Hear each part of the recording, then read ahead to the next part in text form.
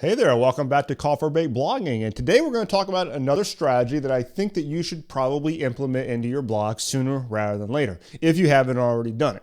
We're going to be talking about a getting started page, having a start here option on your site.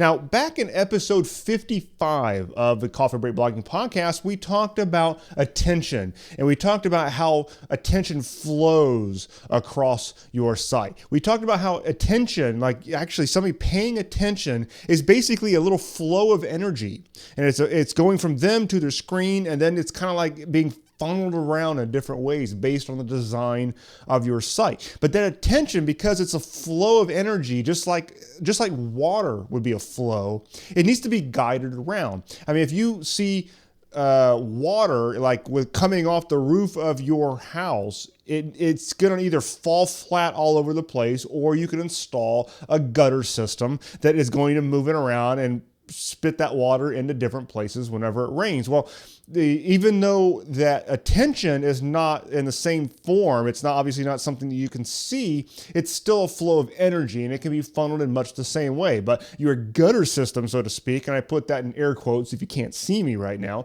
is essentially the design of your site and the colors that you use and the things that you guide them around on. But the thing is, your attention, when they first arrive on your site, is going to land somewhere. Now, it's going to land on certain things visually. We talked about in episode 55 how a lot of times it's going to go from left and right. It's going to start with an F pattern. It's going to start in the top left. It's going to go across, and they're going to scroll down the left side of your site, typically. But it's going to land somewhere, and that can be guided based on colors. If you have a picture of a person and they're pointing at something and looking at it, that can make their attention go to it. It's going to land somewhere. But then the natural question is going to be, what's next? Put yourself into the idea of you arriving on a site for the first time. You're not familiar with that site yet. You know, because you clicked on a link, probably from Google or something, you expect some value. You search for something, that blog or that website came up, and you're hoping that that thing that you clicked on is going to give you what you want. So there's that expectation of value there. Now, hopefully that piece of content is going to deliver upon that value and give your prospect what they came there in the first place for. But the thing is, from there, it's that question of what's next. Now, that is where the getting started page comes in. Now, let's move into another conceptual thing, and this will be a little bit of a review if you are following along with me chronologically with this podcast, and I kind of hope you are, obviously. But if you go back to episode 42, where we talked about the transformation map. Now, the transformation is something that I've spoken about many times because I believe that any good business is going to be in the business of delivering a transformation. That transformation is going to be different based on the context of whatever market that you're in. But in general, it's going to be guiding your prospect from point A to point B. They want point B because point B to them is utopia. It's whatever it is that they want to have. It's that ideal scene, but point A is where they're at now. And they want to traverse that journey, that distance. They want to get there. You know, if you're in the weight loss market, it's a very obvious transformation. On one end, you're overweight. On the other end, you're sexy as hell. So that's a transformation. So what is your transformation? And then we talked in episode 42 about the transformation map and how you can kind of map this bad boy out, map your content around it, what have you. But that transformation is going to form the foundation of your business. Your products are going to be all associated with getting people through various aspects of that transformation. That's what you're going to be selling. So why did I bring that up? Well, they came to your site. Again, you're going to give them some immediate value via your content. Then they're going to ask, what next? Unless they bounce off. You know, some people are going to do that. Some people are just going to bounce right off. But those people who are going to ask, what's next? Well, what are you in the business of doing? You're in the business of giving them a transformation. Now, any transformation is going to be made up of three primary components that when I say them are going to be very obvious. The first component is going to be a starting point. The second component is going to be the transition itself. And the third aspect is going to be the stopping point. It's that point where they're putting up their hands or looking all beautiful on a beach and whatever it is you want to envision, but it's that point where they have actually gotten that transformation achieved. So there's a starting point, a changing process or transition, and then an ending point. Now, really what it comes down to is that most everything in life tends to follow this format. You have a start, you have some kind of a change, and then you got a stopping point. This is how life works. Now, when it comes down into controlling things, having control over different aspects of your life, control really is simply a word for how good you are at starting something, changing it, and stopping it on cue. If you can do that, you are controlling it. Now, the thing is, from a marketing standpoint, you need to control the people who come to your blog. You need to control them, but not in a bad way. I know that word control very often has a lot of really negative vibes attached to it. But really what it comes down to is that if you are going to deliver this transformation for them, you've got to take a little element of control and be the boss and tell them where to start, how to transition, so they can get to the ending point. It's all three components are still there, but you've got to tell them where to start and tell them to go there and do it. So what do? You give them a getting started page. You say, start here. Literally right there in blazing. You put that in your top navigation, why don't you? Start here. Now, what is the primary function of that page?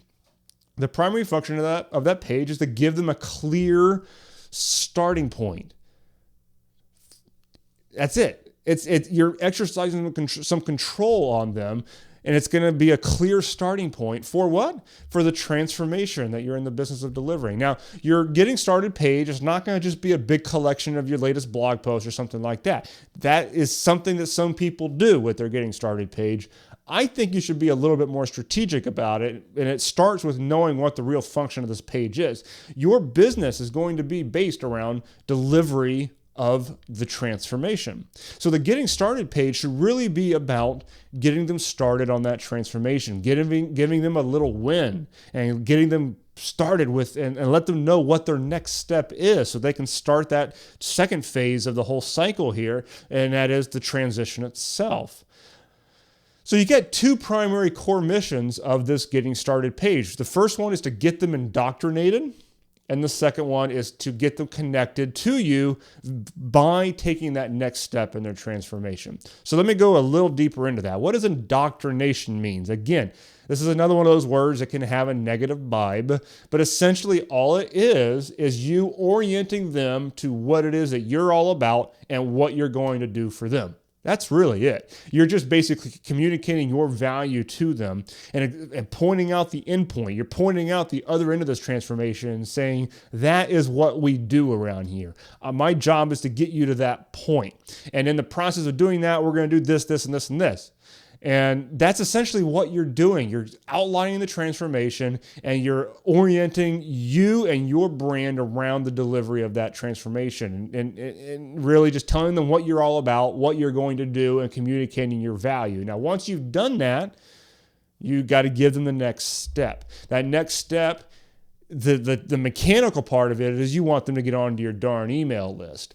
But from their perspective, they're going to take the next step in the transformation. You want them to take their next step on their journey toward that outcome that they want. But their process of doing that is that you're going to get them onto a lead magnet of some kind, and you're going to get them onto your email list. So that's the basic function. You're telling them where to start. They're going to click on that.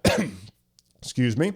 And then you're orienting them and indoctrinating them into what your brand is all about and what you're going to do for them. And then you're giving them the next step. Now, from a marketing standpoint, this is obviously one of those entry points into a sales funnel, into what I like to call sometimes the blog profit funnels. This is where it can begin. Now, there can be many other starting points to these funnels as well, but obviously, if they're coming, they've been in a little bit of an indoctrination process on this getting started page, and they've taken that next step, they've gotten a lead magnet, and they're moving along. It's a perfect time to get them into a low-key sales funnel to get them to turn into a customer, to get them to get some additional value from you by becoming a customer. Now, for me, if you're going through the funnels that I like, the most ideal thing here would be to give them some low-end offer, something $10 or less to get some kind of value there, to move them along on their transformation, that they get them further along on this journey, but something that's not high priced enough to where they're going to have to think about it all that much. You want it to be an impulse buy territory. And generally speaking, anything $10 or less is going to be considered to be an impulse buy. Now, that'll be different in different markets. In some markets, the price points are typically a hell of a lot higher. So $10 to them would be an absolute joke, or they'll think that it's just useless. So yours might be higher than that. It really comes down to the market. But from your business perspective, you're getting a customer in the door. From their perspective, they're taking the next journey on the transformation. Okay. So that is the primary reason, the theoretical reason on why you should have a start here page or a getting started page. It provides that clarity and that orientation point for where they can start with you. And that's the thing. You've got to exercise a little bit of control. And it's not a matter of telling them what to do and, all whatever negative vibes you might have with the word control. It really is coming down to the idea of giving them a sense of order.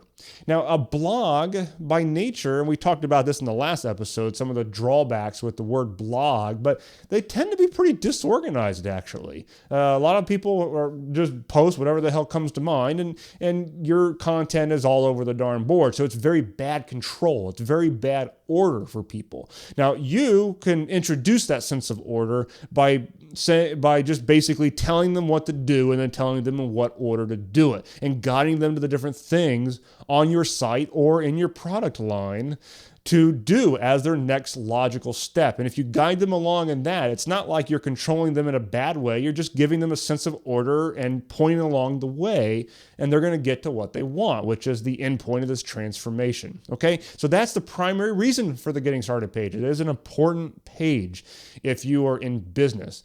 If you're just running a personal blog and journaling, whatever, you don't need one. Okay?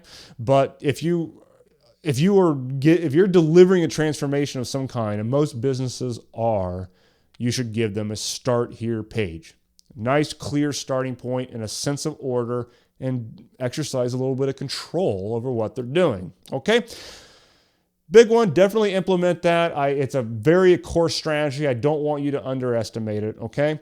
And with that, I will see you on the next episode of Coffee Break Blogging. See you in a few days. Talk to you soon.